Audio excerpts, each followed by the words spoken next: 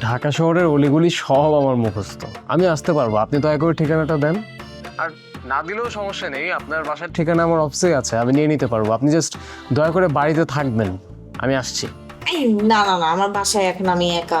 লোকজন কি মনে করবে? আমি লোকজনের কথা খুব ভয় পাই। আচ্ছা লোক না, তুমি আমাকে কি শেখাচ্ছ বলো তো? তুমি কি আমাকে চেনো না? আমার পরিচিত না তুমি? তুমি এমন একটা ভান করতেছো যে তুমি আমাকে চেনোই না। তোমার সাথে তো আমার একটা সম্পর্ক ছিল, এটা আর কেউ না জানো, তুমি তো জানো। তারপরও তুমি এমন ভাবে কথা বলো যে আমি রাগ না হয়ে পারি না। হ্যাঁ হ্যাঁ, সম্পর্ক ছিল, সেটা আমি অস্বীকার করছি না, কিন্তু সেই সম্পর্ক কি তুমি রাখতে পেরেছো? হ্যাঁ পারি নাই, আমি স্বীকার করছি পারি নাই, আমার ভুল ছিল। কিন্তু সেই ভুলের জন্য তো আমি অনেক সাফারও করেছি না?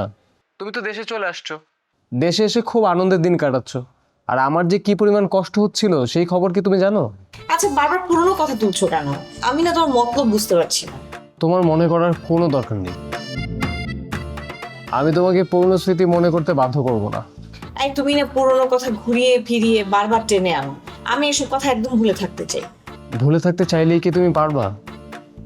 পারলে তো আর ভয় পাইতা না, সবকিছু স্বাভাবিকভাবে মেনে নিতা। আমি তোমাকে ব্যবসায়িক কোনো কাজে ফোন করলেও তুমি ভাবো যে আমি তোমাকে সেই আগের কথা মনে করা দেওয়ার জন্য ফোন করেছি।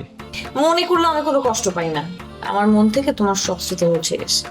উঠে গেলে ভালো, এসব নিয়ে বাড়াবাড়ি করা তো কোনো বুদ্ধিমতির কাজ না। আমি বাড়াবাড়ি করছি না, সবকিছু স্বাভাবিকভাবে নিচ্ছি, তুমি বাড়াবাড়ি করছো। ওকে, আমি সরি। আর আমার কথায় কষ্ট পেলে আমি তোমাকে বাসায় এসে আবারও সরি বলবো।